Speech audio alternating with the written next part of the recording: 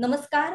In मराठीच्या मुलाखत विशेष सत्रात अर्थात इन मराठी टॉक्स मध्ये मी सानिका संदीप कुसुरकर आपल्या सगळ्यांचं अगदी मनापासून स्वागत करते. मंडळी, इन मराठी टॉक्सच्या या माध्यमातून आपण वेगवेगळ्या मान्यवरांशी, कलाकारांशी सतत चर्चा करत असतो. त्यांचे अनुभव, त्यांचे किस्से तुमच्यापर्यंत पोहोचवत असतो. मात्र आज आपण एका खास पाहुण्यासोबत तुमच्याशी जोडले गेलोय. गेले 2 दिवस महाराष्ट्रभर ज्या नावाची चर्चा आहे ती व्यक्ती आज इन मराठी टॉक्सच्या माध्यमातून आपल्या सगळ्यांसमोर येणार आहे. त्यांच्या गप्पा, त्यांच्या आठवणी, अनेक किस्से आणि कानमंत्र तुमच्या बरोबर शेअर करणार आहे. MPSCच्या स्पर्धा परीक्षेत राज्यात प्रथम आलेले प्रमोदजी आज आपल्या सोबत आहेत. प्रमोद चौगुले आज आपल्याशी गप्पा मारणार आहेत. प्रमोदजी, मी तुमचं इन मराठी टॉक्सच्या मंचावरती मनापासून स्वागत करते आणि संपूर्ण इन मराठीच्या परिवारातर्फे तुमचं सर्वप्रथम अभिनंदन करते या घवघवीत यशाबद्दल. Thank you ma'am. थँक्यू. आम्हाला खूप आनंद आहे की तुम्ही इन मराठी सोबत जोडले गेलेला आहात, कारण गेले 2 दिवस मी जसं मगाशीच म्हटलं, महाराष्ट्रभर या नावाची चर्चा आहे आणि तुम्हाला ऐकायला आम्ही सगळेच जण उत्सुक आहोत. तर अधिक वेळ न दवडता वळूया थेट आपल्या पहिल्या प्रश्नाकडे. थोडासा वैयक्तिक खासगी असा प्रश्न, पण जो गेले 2 दिवस बातम्यांची हेडलाईन ठरतंय तो म्हणजे टेम्पो ड्रायव्हर असलेले बाबा, शिवणकाम करणारी आई, अशी घरची बेताची परिस्थिती आणि आजचा हा निकाल. तर हेडलाईन एक सतत चर्चेत येते की टेम्पो ड्रायव्हरच्या मुलांनी अख्खं जग जिंकलंय आणि अत्यंत मनाला भावणारी ही ओळ गेले आम्ही काही 2 दिवस वाचतोय. तर याबद्दल काय सांगाल? रिझल्ट लागला आणि रिझल्ट नंतर अतिशय आनंद झाला मलाही आणि घरच्यांनाही. घरच्यांना तर माझी आई असेल, माझी मिसेस असेल, यांना तर पहिले काही मिनिटं तर त्यांना बोलताच येत नव्हतं, कारण त्यांच्या अश्रू अनावर झाले होते. कारण याच्या अगोदर आम्ही मागची काही बरीच वर्ष अपयश खूप बघितलेलं होतं. त्यामुळं नक्कीच म्हणजे नेहमी आमच्या पदरी निराशाच पडायची. तर ज्यावेळेला हा रिझल्ट आला तर अतिशय आनंद सर्वांनाच झाला होता की आपण आजपर्यंत जे काही कष्ट घेतलं तर त्याचं कुठेतरी सार्थक झालं ही भावना मनात होती. आणि तुम्ही जसं म्हणालात की माझ्या वडिलांची पार्श्वभूमी आहे किंवा त्यांचा जो व्यवसाय होता, आई जी व्यवसाय करायची, तर ते माझ्या गावामध्ये करायचे. सोनी, तालुका मिरज, जिल्हा सांगली हे माझं मूळ गाव. त्या गावीच आम्ही राहिलेलो आहोत आणि त्या ठिकाणाहून माझ्या वडिलांनी आणि आईने हा व्यवसाय केला. अल्प उत्पन्न होतं, घरी शेती कमी आहे मला खूप. पण हे असताना मी तर हे नक्की सांगेन की परिस्थिती बेताची होती, पण परिस्थिती कधी अतिशय हलाखीची होऊन दिली नाही.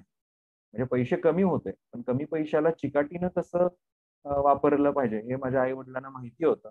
त्यामुळे त्यांनी कुठेतरी आपली मुलं शिकतायत आणि भविष्यात जाऊन त्यांना त्यांच्या शिक्षणासाठी असेल किंवा त्यांना इतर गरजांसाठी पैसे लागू शकतात हे याची त्यांना कल्पना होती. त्यामुळे त्यांच्याकडून जेवढं होईल तेवढं ते त्यांनी साठवून आमच्यासाठी ठेवलं होतं आणि आमच्या शिक्षणासाठी त्यांनी त्यांचं जे काही थोडी बहुत त्यांच्या पुंजी साठली होती ती वापरली. त्यामुळे मी या गोष्टीसाठी मी नशीबवान आहे की घरी असं कोणी आमच्या सर्व्हिसला नसताना सुद्धा आम्हाला कधी शिक्षणासाठी आमच्या आई वडिलांनी पैसे कमी पडू दिले नाहीत. म्हणूनच मी आणि माझा भाऊ सुद्धा इंजिनियर होऊ शकलो. ते त्याच्या मागचं मुख्य कारण हे होतं. आणि त्यामुळे हा निकाल जेव्हा लागला तेव्हा खरोखरच माझ्या आई वडिलांचं, माझ्या घरच्यांचं आणि माझे जे मित्रमैत्रिणी असतील किंवा माझे जे गाववाले असतील, या सर्वांचाच याच्यामध्ये एक मोठा वाटा होता. आणि ते कुठेतरी म्हणजे सर्वांनाच असं वाटत होतं की आपण सर्वजण मिळून यशस्वी झालोय. आणि माझीही तीच भावना आहे की हे यश माझं एकट्याचं नक्कीच नाहीये आणि हे सर्वांचं यश आहे. कारण सर्वांचा वाटा असल्याशिवाय सर्व गोष्टी जुळून येत नाहीत असं मला वाटतं. आणि मी सर्वांचा खूप आभारी सुद्धा आहे. अगदी अगदी तुमच्या उत्तरात ना आम्हालाही असं वाटतंय की यश फक्त तुम्ही प्रमोदजी नाहीत तर संपूर्ण कुटुंब आज यशस्वी झालंय. आणि नुसते तुमचेच नाही, तसं या सगळ्या ध्येयामागे तुमच्या कुटुंबाचंही पाठबळ आहे. तर संपूर्ण कुटुंबाचे आम्ही अभिनंदन करतो. तुमच्या उत्तरातनच पुढचा प्रश्न मला एक विचारावासा वाटतो. तुम्ही बोलण्याच्या ओघात बोलून गेला की अनेक वर्ष कुटुंबाने आणि तुम्ही अपयश बघितलं होतं. तर ही कथा फक्त तुमचीच नाही, महाराष्ट्रातल्या हजारो लाखो मुलांची ही कथा आहे. दरवर्षी अनेक डोळे हे स्वप्न बघतात स्पर्धा परीक्षा उत्तीर्ण होण्याचं आणि अनेकांचं ते स्वप्न दुर्दैवाने राहून जातं. तर या वेळेला ही परीक्षा देताना अर्थात तुमच्या मनात अपयशाची भीती असेल, तर काय त्यामागे काही प्लॅन बी रेडी होता की काय होतं नेमकं त्यामागचं कारण? नक्कीच मॅम. तुम्ही म्हणाला तसं इथं स्पर्धा परीक्षा आहे आणि स्पर्धा परीक्षामध्ये एका लिमिटेड जागेसाठी लाखो विद्यार्थी आपलं स्वप्न घेऊन येतात आणि सर्वजण कष्ट करतात आणि प्रत्येक जण याच्यामध्ये पास होण्याचं आपलं स्वप्न बघत असतो. आणि नक्कीच ज्यावेळेला रिझल्ट लागतो त्यावेळेला काही जणांच्या हाती निराशा येते. काही जण त्याच्यामधून पास होतात. निराश होणारे किंवा जे पास नाही होत ते कमी कॅपॅबिलिटीचे असतात असं अजिबात नसतं. तेही तेवढेच तुलनेने कॅपॅसिटीचे व्यक्ती असतात. पण काही गोष्टी त्यांच्या फेवरमध्ये गेलेल्या नसतात आणि त्याच्यामुळे फायनली कोणतरी लिस्टमध्ये आत येतं आणि कोणतरी याच्यामधून बाहेर जातं, असं माझं मत आहे. आणि ही जी निराशा आहे, ही निराशा येते हे मान्य आहे. पण मला असं वाटतं की आपण जेव्हा या क्षेत्राकडे येतो, तेव्हा या क्षेत्राचं हे एक सत्य आहे की या ठिकाणी असणाऱ्या लिमिटेड जागा आणि त्यासाठी लाखो विद्यार्थ्यांचं कॉम्पिटिशन. त्यामुळे याच्यामध्ये कोणाला तरी यश मिळणार आणि कोणाला तरी अपयश येणार. पण इथं अपयश आलं म्हणून आपलं आयुष्य संपलं किंवा आपल्या आयुष्याचं काहीच राहिलं नाही, अशा प्रकारची भावना याच्यामधून तयार होता कामा नये. मान्य आहे की हे आपल्या आयुष्याचं एक महत्वाचं स्वप्न होतं. पण सर्व स्वप्न आयुष्यात पूर्ण होतील असं आयुष्य नसतंच. काही स्वप्न पूर्ण होतात, काही स्वप्न पूर्ण होत नाहीत. की आपण जर वास्तविकता जर लक्षात घेतली, तर मला वाटतं की या स्पर्धा परीक्षा क्षेत्राकडे आपण एक चांगलं करिअर होतं, त्याच्यासाठी आपण प्रयत्न केले. आपण प्रयत्न करण्यामध्ये कुठं मागे नाही पडलो. ही गोष्ट आपल्या नेहमी लक्षात असली पाहिजे आणि प्रयत्न सुद्धा प्रामाणिक असले पाहिजे. फक्त स्वप्न घेऊन इथे नाही आलं पाहिजे. इथं जेव्हा स्वप्न घेऊन येतो तेव्हा हे स्वप्न साकार करण्यासाठी तेवढं कष्ट आणि तेवढं चिकाटीनं अभ्यास करण्याची सुद्धा मनस्थिती पाहिजे आणि तो केला पाहिजे. ह्या सर्व दोघांची सांगड पाहिजे. नाहीतरी बऱ्याचदा फक्त स्वप्न घेऊन येणे आणि त्याच्यासाठी तेवढ्या प्रमाणात अभ्यास न करणे. कारण स्पर्धा आहे. तुम्ही जर त्या कॉम्पिटिशन स्पर्धेमध्ये नक्कीच तुलनेने मागं पडाल. नापास कोणीच होत नाही. तुलनेने मागं असतं. आणि त्यामुळे तुलनेने मागं असणं म्हणजे लिस्टमध्ये असणं किंवा नसणं. या पद्धतीने याला बघायला पाहिजे. नापास म्हणण्यापेक्षा मी म्हणेल की मागं पुढं. अगदी तर अगदी. त्यामुळे कष्ट जिद्द हे करायलाच पाहिजे. तर मी म्हणेल की निराशा जी असते, तर निराशा येते. निराशा येणार, आपण डिप्रेस होणार. म्हणजे असं आपण मानलं नाही पाहिजे की इथं नापास झाल्यानंतर आपल्याला काहीच नाही वाटलं पाहिजे. वाटलं पाहिजे.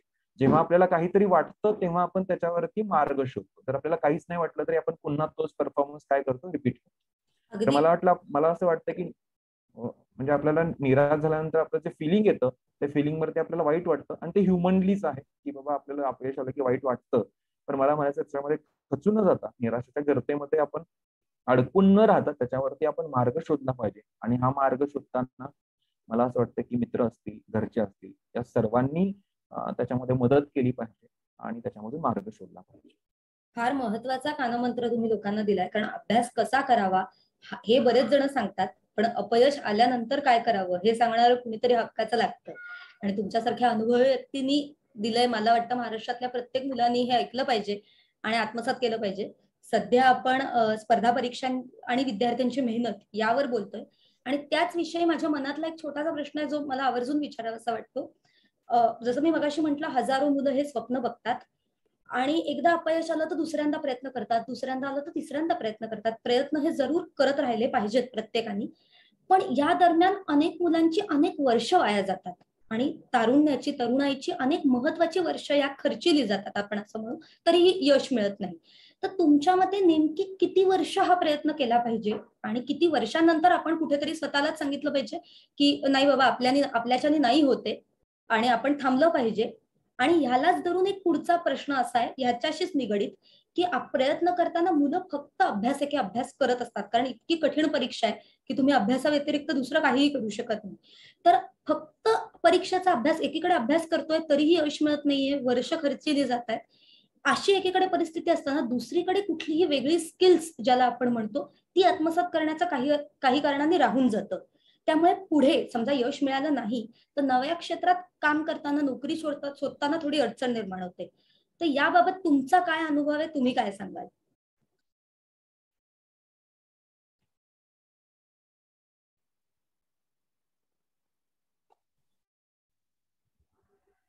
नक्कीच मॅम. तुमचा जो पहिला प्रश्न होता की या क्षेत्रामध्ये येताना बऱ्याचदा अपयश येतं आणि मग वर्षानंतर वर्ष निघून जातात. वय वाढत राहतं आणि मग आपण किती अटेम्प्ट दिले पाहिजेत किंवा थांबलं पाहिजे. तर माझं असं मत आहे, हा थोडासा वैयक्तिक प्रश्न होऊन जातो. कारण काय असतं की प्रत्येकाची आर्थिक परिस्थिती जी असेल किंवा प्रत्येकाचं घरचं बॅकग्राऊंड असेल किंवा इव्हन मी असं म्हणेल की प्रत्येकाचं जे शिक्षण आहे त्याच्यामध्ये फरक आहे. त्यामुळं कदाचित काही लोकांना 4-5 अटेम्प्ट देणंही शक्य आहे. काही जणांना 2-3 अटेम्प्ट नंतरच आर्थिक परिस्थिती इतकी म्हणजे बेताची असते की त्यांना पुढं इथं अभ्यास करणं कठीण होऊन जातं. असं मी म्हणेन. पण माझं जर तुम्ही असं मला ढोबळ मानाने विचारत असाल, तर मी असं म्हणेन की म्हणजे 2-3 किंवा इव्हन 4 अटेम्प्ट द्यायला हरकत नसावी. कारण बऱ्याचदा काय होतं, म्हणजे इथं जर आपण ग्राउंड रियालिटी बघितली तर बऱ्याचदा ज्यावेळेला विद्यार्थी या क्षेत्राकडे येतात, त्यावेळेला सुरुवातीला या क्षेत्राविषयी किंवा या क्षेत्रामध्ये ऍक्च्युअली कसा अभ्यास करावा लागतो, कशा प्रकारे पुस्तकं रीड करावी लागतात, एक्झाम ओरिएंटेड ऍटिट्यूड कसा डेव्हलप करायचा, याचं बऱ्याचदा पहिल्या 1-2 वर्षामध्ये बऱ्याचशा विद्यार्थ्यांना ते कळतच नाही. म्हणजे अटेम्प्ट दिलेला असतो, पण ऍक्च्युअली एक्झामचा जो काही सेन्स आहे तो बऱ्याच विद्यार्थ्यांना तो आलेला नसतो. तर मी असं म्हणेन की बऱ्याचदा पहिले 1-2 वर्ष तर कळण्यामध्येच निघून जातात. म्हणजे हे सुद्धा म्हणजे काही अंशी सत्य आहे, बऱ्याचशा लोकांच्या बद्दल सत्य आहे. त्यामुळे मी म्हणेल की कदाचित समजा 1-2 अटेम्प्ट नंतर आपण लगेच निघून गेलो तर आपण जेव्हा मेन तयारीच्या टप्प्यावरती येतो तेव्हाच ते सोडल्यासारखं सुद्धा होऊ शकतं. म्हणजे हा एक मुद्दा. म्हणजे अति लवकर सोडण्यामध्ये हा थोडासा प्रॉब्लेम आहे असं मला वाटतं. आणि दुसरा मुद्दा म्हणाल की किती वर्ष जास्त केली पाहिजेत, म्हणजे 6, 7, 8 वर्ष केली पाहिजेत का? तर तुम्ही म्हणाल तो मुद्दा पुढे तयार होतो. म्हणजे जर आपण 6, 7, 8 वर्ष या क्षेत्रामध्ये राहिलो, तर तुम्ही म्हणाल तसं की आपले एक्स्ट्रा कोणतेही स्किल्स तसे डेव्हलप होत नाहीत, जे बाहेरच्या इंडस्ट्रीमध्ये आजकाल जॉबसाठी लागतात. हे सत्य आहे. कारण आपण अभ्यासकी अभ्यास करतो, स्पर्धा परीक्षांसाठी अभ्यास करतो आणि त्याच्यामधून आपलं नॉलेज आणि इन्फॉर्मेशन ग्रो होते. या नॉलेज आणि इन्फॉर्मेशन जी काही ग्रो होते ती इंडस्ट्रीमध्ये डायरेक्टली उपयोगी पडत नाही. हा, आता काही नवीन जे काही क्षेत्र डिजिटल माध्यमातून तयार झालेले आहेत, त्याच्यामध्ये याचा उपयोग होऊ शकतो. जसे की बरेचसे नॉलेज स्प्रेड करणारे बरेचसे चॅनल्स असतील किंवा एज्युकेशनचं जे बरंचसं क्षेत्र आहे, बऱ्याचशा एनजीओ सुद्धा एज्युकेशनमध्ये काम करतात, बऱ्याचशा मोठ्या मोठ्या संस्था एज्युकेशनमध्ये काम करतात, एज्युकेशनचं रीच वाढवण्यासाठी. त्याच्यामध्ये हे विद्यार्थी नक्कीच चांगल्या प्रकारे कॉन्ट्रीब्युट करू शकतात. हे एक क्षेत्र आहे. पण ओव्हरऑल जर खूप मोठ्या जॉब मार्केटचा विचार केला तर नक्कीच म्हणजे अपॉर्च्युनिटीज कमी राहतात. हे सत्य मान्य करायला पाहिजे.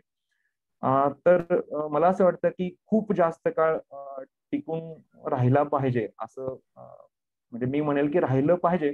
पण मला असं वाटतं की प्रत्येकानं स्वतःच्या आर्थिक आणि जी काही आपली स्वतःची परिस्थिती आहे ती ओळखली पाहिजे आणि त्यानुसार आपलं एक लिमिट घेतलं पाहिजे की मी आणि माझ्या परिस्थितीनुसार मी कितीपर्यंत अटेम्प्ट दिले पाहिजेत, ज्याला मी जेन्युइन अटेम्प्ट समजेल.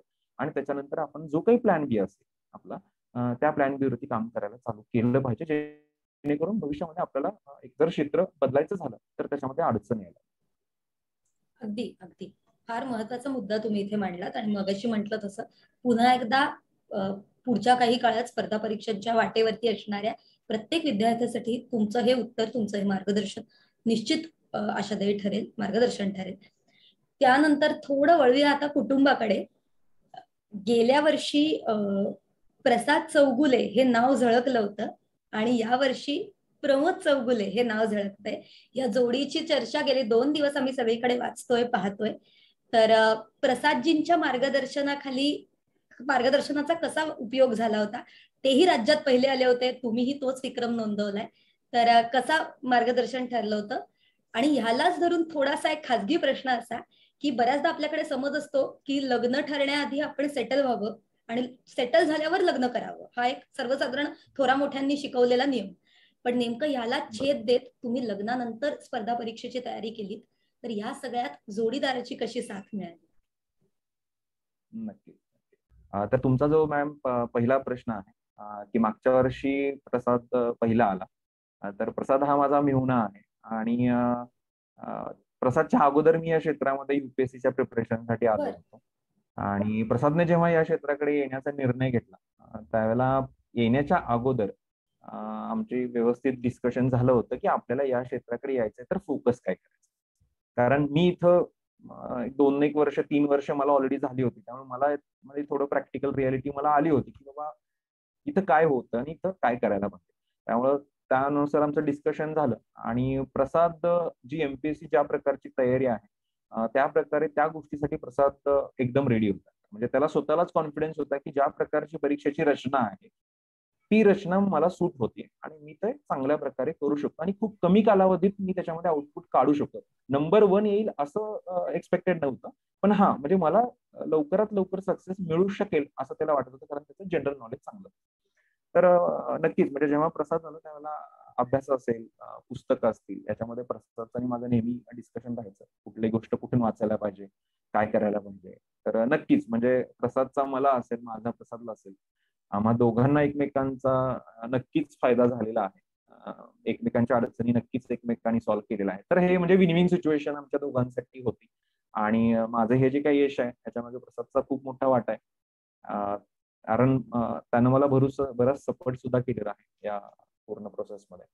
आणि तुमचा जो दुसरा प्रश्न होता की नक्कीच लग्न आणि स्पर्धा परीक्षा किंवा लग्न आणि सेटलमेंट हा जो काही एक द्विधा मनस्थिती किंवा नाण्याच्या दोन बाजू म्हणता येतील, एक ही आणि एक ती, एक दिसली तर दुसरी दिसत नाही, म्हणजे अशा प्रकारे.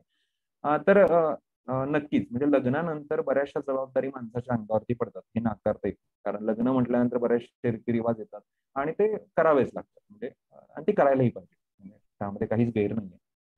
पण हे करत असताना आपला जो काही पार्टनर असतो त्याची आणि आपली जी काही आपण म्हणतो केमिस्ट्री म्हणा, फिजिक्स म्हणा, काही म्हणा, ते जे जुळणं आहे ते इम्पॉर्टंट आहे. कारण का आपले जे काही ध्येय आहे किंवा आपण जे काही करतोय ते त्या आपल्या पार्टनरला योग्य प्रकारे माहीत असेल तर त्या व्यक्तीला माहीत असतं की वेगवेगळ्या ठिकाणी कसे रिस्पॉन्स द्यायचे किंवा आपल्या ज्या कौटुंबिक जबाबदारी आहेत तर आपला पार्टनर त्या बऱ्याचशा आपल्या कौटुंबिक जबाबदाऱ्या ह्या आपल्यापर्यंत न पोहोचवता स्वतःच्याच लेवलवरती तो सॉल्व्ह करत असतो. त्यामुळे बऱ्याचशा गोष्टी ह्या आपल्यापर्यंत पोहोचतच नाही. म्हणजे आपल्या डिस्टर्ब होण्यासाठी जी बरीचशी कारणं असतात ती आपले पार्टनरच सांभाळून घेतात. तर माझ्या केसमध्ये सुद्धा हेच झालं. प्रसादची जी बहीण आहे प्रेरणा, तर तिचं आणि माझं अंडरस्टँडिंग चांगलं आहे खूप. तिला माहिती आहे की म्हणजे माझी सिच्युएशन काय चालली आहे, माझी कुठली एक्झाम कुठे येते. त्यामुळं बरेचसे जे काही आमचे म्हणजे संसारामधले बरेचसे जे काही रोजच्या रिक्वायरमेंट्स असतात, आम्हाला छोटी मुलगी आहे, 2 वर्षाची मुलगी आहे. तर हे सर्व जे काही जबाबदार आहेत त्या मी म्हणजे त्यांच्यापासून लांब इकडे राहून अभ्यास करत असताना सुद्धा तिने या जबाबदाऱ्या खंबीरपणे सांभाळल्या. बऱ्याचदा मुलगी आजारी पडायची आणि मी नसायचो. तर म्हणजे त्या सिच्युएशनला ती असतील किंवा माझे घरचे जे साथ देण्यासाठी आम्हाला माझे आई बाबा असतील सर्वजण असायचे. तर त्या सर्वांनी मिळून ह्या गोष्टी सांभाळल्या आणि त्या माझ्यापर्यंत कधी जास्त पोहोचू नाही दिल्या. जेणेकरून माझं कॉन्सन्ट्रेशन मध्ये म्हणजे व्यत्यय यायचा नाही. तर मी हे नक्की सांगेन की स्पर्धा परीक्षेचा अभ्यास हा लग्नानंतर होऊ शकतो, पण तेव्हाच ज्या वेळेला तुमच्या घरच्या ज्या काही जबाबदाऱ्या आहेत त्या घरच्या जबाबदाऱ्या तुमचा पार्टनर हा खूप ऍक्टिव्हली सांभाळतो. कारण तुमच्यापर्यंत खूप जबाबदाऱ्या यायला लागल्या तर तुमचा जो काही एनर्जी आहे, टाइम आहे, ते डायव्हर्ट होते. तर हे सत्य आहे आणि पार्टनरचा रोल खूप महत्वाचा राहतो. आणि सेटलमेंट आणि लग्न म्हणाल तर नक्कीच म्हणजे लग्नाच्या अगोदर सेटल होणे चांगलं असतं. मी असं का म्हणतो? का तर लग्नाच्या अगोदर सेटल झाला तर लग्नानंतर आपले पार्टनर असेल किंवा आपल्या फॅमिली असेल त्यांनाही आपल्याला जस्टिस देता येते. कारण वेळ आपल्या फॅमिलीसाठी वेळ देणं ही एक खूप महत्वाची गोष्ट आहे आणि तो प्रत्येकाचा अधिकार आहे. पण जेव्हा तुम्ही स्पर्धा परीक्षेचा अभ्यास करता त्यावेळेला फॅमिलीला वेळ देता येत नाही. कारण आपल्याला लांब राहावं लागतं, आपल्याला फॅमिली पासून दूर राहावं लागतं.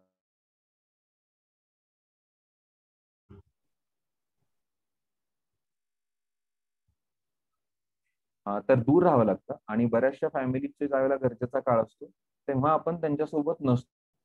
आपल्याला म्हणजे ती खंत दुसऱ्या कशाने आपण भरून नाही काढू शकत. तर मला म्हणायचं नक्कीच म्हणजे लग्न करायच्या अगोदर सेटल होणे किंवा यश मिळवणे हे खूप पॉझिटिव्ह आहे. कारण त्याच्यानंतर तुम्हाला तुमच्या फॅमिलीला जस्टिस देता येतो आणि जरी समजा तसंच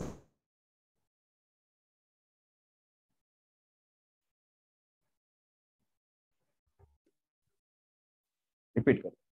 जरी तसं झालं नसेल तरी त्यातही काही गैर नाहीये. तुमचं पार्टनर आणि तुमच्या दोघांची व्यवस्थित वैचारिक बैठक चांगली असेल, तुम्ही समजून चांगले घेत असाल तर तरीही हे शक्य आहे. कारण फक्त मीच नाही तर यावेळेला राज्यामध्ये ज्या मुलींमध्ये प्रथम आलेल्या ज्या मॅडम आहेत त्या सुद्धा मॅरिड आहेत आणि त्यांनी सुद्धा हे घवघवीत यश मिळवलेलं आहे. तर त्या सुद्धा एक खूप मोठं उदाहरण आहे. मी तर असं म्हणेन की एखाद्या मॅरिड पुरुषापेक्षा मॅरिड स्त्रीनं किंवा मॅरिड मुलींनी याच्यामध्ये यश मिळवणं खूप अवघड असतं. कारण त्यांच्यावरती ज्या जबाबदाऱ्या आहेत त्या पुरुषांपेक्षा अतिशय जास्त असतात. त्यामुळं त्यांचं कौतुक मला जास्त वाटतं माझ्यापेक्षा. म्हणजे आणि त्यांना खरंच हॅट्स ऑफ. त्यामुळं मी असं म्हणेन की ज्या मॅम आहेत त्यांच्या यशामध्ये त्यांचे जे काही पार्टनर आहेत, त्यांचा फॅमिली आहे, यांचा खूप मोठा सपोर्ट असणार आहे. त्यामुळेच त्यांनी ते हे करू शकले. तर करता येतं, शक्य आहे, पॉसिबल आहे, फक्त सर्वजण साथ असले पाहिजे. अगदी अगदी. म्हणजे थोडक्यात प्रत्येक पुरुषामागे, यशस्वी पुरुषामागे स्त्री असते असं आपण म्हणतो, पण असं न म्हणता प्रत्येक यशस्वी पुरुषामागे स्त्रीमागे एक खंबीर जोडीदार असतो, असं तुमच्या उदाहरणातनं समजतं. महाराष्ट्रासमोर हे उदाहरण समोर येतंय. शेवटच्या प्रश्नाकडे वळूया. सध्या बक्कळ पैसा असेल, 9 ते 5 वेळेची सुरक्षित एखादी मल्टीनॅशनल कंपनीतली नोकरी असेल, असं एक सुरक्षित वातावरण, सुरक्षित नोकरी निवडण्याकडे तरुणांचा जास्त कल आहे. अशात नेमकी कुठली गोष्ट होती की तुम्हाला वाटलं स्पर्धा परीक्षा द्यावी, आणि आता पुढचा भविष्याचा काय प्लॅन असेल? बरोबर. नक्कीच, म्हणजे मी असं म्हणेल की स्पर्धा परीक्षा हेच फक्त एक्सलंट क्षेत्र आहे असं आपण ग्रह नाही केलं पाहिजे. नक्कीच स्पर्धा परीक्षा क्षेत्र सोडून बाहेर आयटीचे जॉब्स असतील किंवा इतर वेगवेगळ्या क्षेत्रामध्ये, इव्हन पीएसयू मध्ये सुद्धा जॉब्स असतील, ज्यामध्ये मी सुद्धा काम करत होतो, तर तेही खूप चांगले जॉब्स आहेत. खूप चांगल्या पद्धतीने आपल्या त्या ठिकाणी आपल्या केलेल्या कामाला रेकॉग्निशन मिळतं, खूप ऑपॉर्च्युनिटीज मिळतात. तर नक्कीच म्हणजे ते तुलनात्मक ते सुद्धा खूप चांगले जॉब्स आहेत. आता या क्षेत्राकडे ज्यावेळेला मी वळालो किंवा ज्यावेळेला अनेक विद्यार्थी वळतात, तर त्यामध्ये प्रत्येकासाठी मोटिवेशन वेगवेगळे असतात. कुणाचं मोटिवेशन त्यांच्या घरातलीच एखादी व्यक्ती असते ज्यांनी बघितलं असते, कुणाचं मोटिवेशन त्यांच्या आसपासच्या व्यक्तींच्या म्हणजे कामांमधून आलेलं असतं. तर माझ्यासाठी मी जेव्हा स्कूलमध्ये होतो त्यावेळेला काही म्हणजे मी जवाहर नवोदय विद्यालय पलूस सांगली या ठिकाणी माझं 6वी ते 12वीचं शिक्षण झालं. तर त्यावेळेला आम्ही 6वी-7वीला असताना तिथल्या ज्या उपजिल्हाधिकारी होत्या त्यावेळेच्या नैना गुंडे मॅडम, त्या नवोदयमध्ये सारख्या येत राहायच्या, कारण त्या नवोदयचं एक हे असतात म्हणजे चेअरमन असतात एक प्रकारे, त्यामुळे त्या येत राहतात. तर त्यांच्या मार्फत आम्हाला पहिल्यांदा या क्षेत्राची ओळख झाली होती. आणि त्यानंतर मला आठवतं की मी 9वीला असताना श्री ज्ञानेश्वर मुळे सर ज्या आहेत, त्यांची डेप्युटी हाय कमिशनर मालदीव या ठिकाणी त्यावेळेला म्हणजे ते पोस्टिंग झाले होते. आणि ते खूप कौतुकाची बाब झाली होती की एक खूप छोट्या गावातून आलेले श्री ज्ञानेश्वर मुळे सर IFS जे आहेत, आणि ते एवढ्या मोठ्या ठिकाणी गेले, आणि मग त्याच्यावरती आमच्या नवोदयमध्ये एक दिवस असं एक व्याख्यान झालं होतं. तर तो एक क्षण होता की हा म्हणजे असं आपणही होऊ शकतो आणि एवढ्या मोठ्या पदावरती अशा व्यक्ती जाऊ शकतात. तर पण असं नाही की त्याच्यामुळे म्हणजे मी तेव्हाच ठरवलं होतं वगैरे, असं असं काही नाहीये.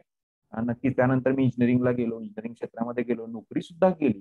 ज्यावेळेला मी नोकरी करत होतो भारत पेट्रोलियममध्ये, मी मध्य प्रदेश मध्ये होतो पोस्टिंग. इंदोर जवळ माझं पोस्टिंग होतं. त्या ठिकाणी झाबुआ नावाचा एक ट्रायबल डिस्ट्रिक्ट आहे.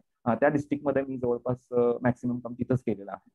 तर तिथं असताना तिथले जे काही SDM आहेत त्या ठिकाणी संजय त्रिपाठी म्हणून SDM होतं, ते आम्ही जिथं राहायचो गेलच्या टाउनशिपमध्ये, गॅस ऑथॉरिटी ऑफ इंडियाच्या टाउनशिपमध्ये, ते तिथं यायचे. तर त्यांच्या मार्फत आम्हाला बराचसा म्हणजे या क्षेत्राविषयी आम्हाला भरपूर मला तिथं समजलं. आणि मग त्याच्यातून मला म्हणजे असं वाटलं की आपण या क्षेत्राकडे येण्यासाठी प्रयत्न केला पाहिजे. म्हणजे प्रयत्न हा माझा पहिला मुख्य मुद्दा होता की मला इथे प्रयत्न केला पाहिजे. मला आयुष्यात जाऊन पुढे असं नाही वाटलं पाहिजे की म्हणजे माझी इच्छा होती आणि मी प्रयत्नच नाही केले. तर माझा पहिला जो पॉइंट होता की तो प्रयत्न करण्यासाठी मी म्हणजे या क्षेत्राकडे पहिल्यांदा वळलो. आणि त्यामुळे मी जॉब सोडला. म्हणजे जॉब सोडताना मी पूर्ण विचार केला होता की आपण काय रिस्क घेतोय. नक्कीच म्हणजे मला असं म्हणायचं की या क्षेत्राकडे जे विद्यार्थी येतात, ग्रॅज्युएशन करून येऊ किंवा जॉब सोडून येत असतील, मला असं म्हणायचं तुम्ही यायला काही हरकत नाही, पण आपण जे करतोय ते काय करतोय आणि त्याची रिस्क आपण कितपत घेतोय याचं आपल्याला नक्कीच ज्ञान असलं पाहिजे. प्रमोदजी, तुमचं खूप खूप अभिनंदन आणि मनपूर्वक आभार. तुम्ही वेळात वेळ काढून इन मराठी टॉक्सच्या मंचावरती आलात. इन मराठीच्या संपूर्ण परिवाराशी, आमच्या सगळ्या वाचकांशी गप्पा मारल्यात. तुम्ही आत्ता दिलेला हा कान्नमंत्र फक्त अभ्यासाचाच नाही, तर आयुष्याकडे, स्पर्धा परीक्षांकडे पाहण्याचा हा एक दृष्टिकोन आमच्या सगळ्या वाचकांसाठी, महाराष्ट्रातल्या प्रत्येक विद्यार्थ्यासाठी नक्कीच फायदेशीर ठरेल अशी आशा व्यक्त करते. तुमच्या पुढील प्रवासासाठी इन मराठीतर्फे खूप खूप शुभेच्छा देते. येत्या काळात तुमच्याशी पुन्हा एकदा गप्पा मारायला नक्की आवडेल आम्हाला. तुमचे मनपूर्वक आभार व्यक्त करते. वाचक हो, अशाच काही इंटरेस्टिंग मुलाखती, माहितीपूर्ण किस्से, लेख वाचण्यासाठी फॉलो करा आमचं इन मराठीचं फेसबुक पेज. शिवाय आमच्या इन मराठीच्या YouTube चॅनललाही नक्की भेट द्या. पुन्हा भेटू अशाच काही इंटरेस्टिंग मुलाखतीसह. तोपर्यंत आपली रजा घेते. धन्यवाद.